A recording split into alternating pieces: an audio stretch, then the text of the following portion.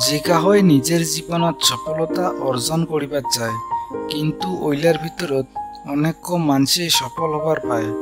এমনটা কেনে হয়? কেনে অন্য মানুষগুলার মতন করিয়া যে কাহই সফলতা অর্জন করিবার না পায়? কেনে যে কাহই ওইটা না পায়? খালি 1% সফল মানুষগুলাই ওইটা পায়, বাকি অন্য মানুষগুলা সফলতা না পাওয়ার কতগুলা কারণ আছে। ওইলার ভিতরে 4টা মেইন কারণ আছে, যার বর্ণনা মহাভারতত করেছিল। ওই কয়টাই মুই এই ভিডিওখানত কয়া আছং। আর যদি আপনিও জীবনত সফলতা অর্জন করিবার চান, তাহলে এই ভিডিওখানত কোয়া কথাগিলা কামত খাটান। যে কাহই তোক সফলতা পাওয়ার থাকি রাটক করিবার না পাবে। সব থাকি প্রথম কথাটা হল সফলতা পাওয়ার জন্য ডিটারমিনেশন, সিদ্ধান্ত করি নেওয়া। বন্ধুরা, কাম যে কোনোই হোক না কেন, সফলতা ওই সময়ে পাওয়া যায় জেলা ওই কামটা করার জন্য সিদ্ধান্ত করি নেওয়া যায়। আর এইটাই সব থেকে বড় কারণ হয় মানসিক সফলতা না পাওয়ার জন্যে। কেননা উয়ায় যে কোনো কথা চিন্তা ভাবনা না করিয়ায় যে কোনো কাম একটা আরম্ভ করে দেয়। আপনি যে কোনো কাম একটা করেন না কেন, ওইটা আগত ডিটারমিনেশন করার দরকার হয়। তার মানে যে কোনো কাম একটা করার আগত কামটা হাতত নিয়ে আরম্ভ করে দিবা না নাই।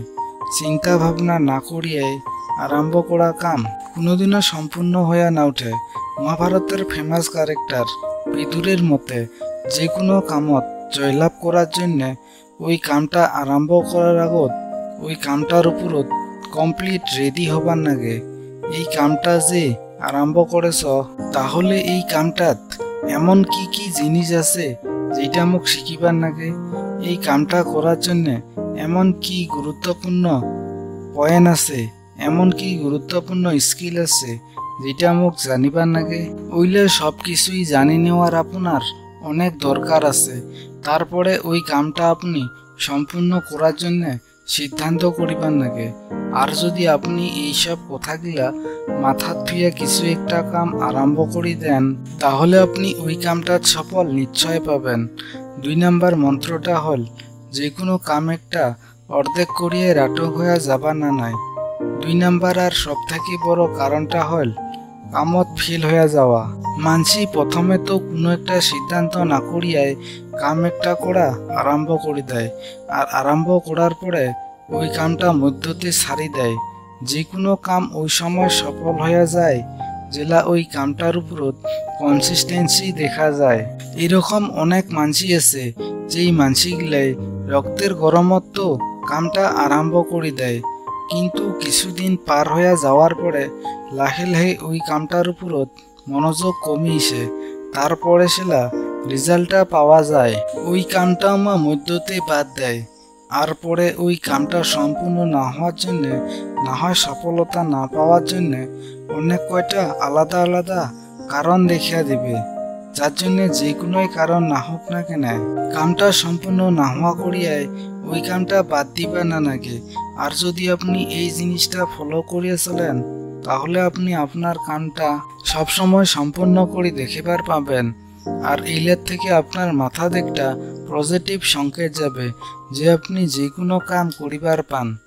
আর এই জিনিসটাই আপনার লাহে লাহে সফলতার অধি ধরে যাবে। 3 নাম্বার মন্ত্রটা হল কোনোদিনও নিজের সময়টা নষ্ট না করেন। যেই মানসিটাই সময়ের মূল্য বুঝে ভাল সময় সবসময় ওর সাথে চলে। সময় নষ্ট করা মানসি কোনোদিনও জীবনত সাকসেসফুল হবার না পায়। নিজের লক্ষ্য সম্পূর্ণ করে দেখিবার জন্য আপনাক সম্পূর্ণভাবে ওইটার প্রতি সমর্পিত করে দিবার নাগিবে। আর যদি আপনি জীবনত সফল হবার চান, তাহলে গোটায় কামগিলাই ওই সময় করো জেলায় ওই কামটা সম্পূর্ণ হবার নাগে। আর যদি ইয়ার আগতে সম্পূর্ণ করে দেখান, তাহলে ওইটা কোনো খারাপ নহয়। কাম সবসময় ওই সময় সম্পূর্ণ করিবার চেষ্টা করি নাগে যে সময়টাত আপনি আগের থেকে সিদ্ধান্ত করে নিছেন। যে কোনো কাম না করিস না কেন, না হয় যেটাই কাম করিয়েছি যতক্ষণ ওই কামটা সম্পূর্ণ হয়ে না যায় তত সময় অন্য কামত আপনার সময়টা নষ্ট করিবারে না নাই। আর এইটাই আসিল সফলতা অর্জন করার জন্য 3 নাম্বার মন্ত্রটা। 4 নাম্বার আর সবথেকে গুরুত্বপূর্ণ কথাটা হল নিজের মনটাক নিজের কন্ট্রোলত রাখিস।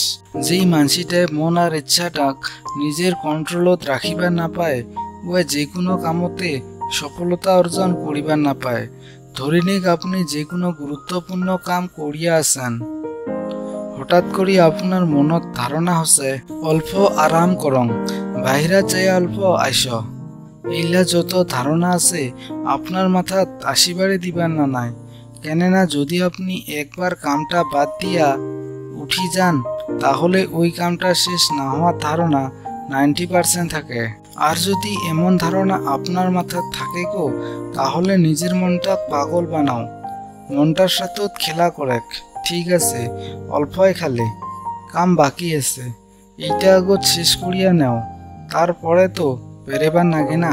এমন করে যদি আপনি কামটা করি নেন, নিজের মনটা জাম্বা সাজিয়া যদি ওই কামটা করি নেন তাহলে সফলতা নিশ্চয় পাবেন।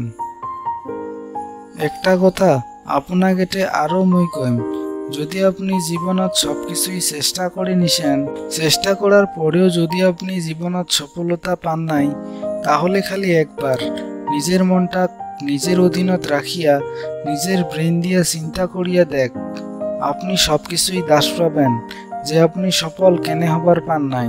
যার জন্যে তো কয় সফলতা পাওয়ার জন্যে মনটার থেকে বেশি দিমাগের ব্যবহার করিবেন নাগে। তাহলে বন্ধুরা, যদি আপনাকে এই ভিডিও খান ভাল লাগিছে তাহলে কমেন্টও টিএস নিশ্চয় লেখেন। এমন আরো ভিডিও দেখার জন্য সবসময় মোর সাথে থাকেন। জয় হিন্দ, জয় ভারত।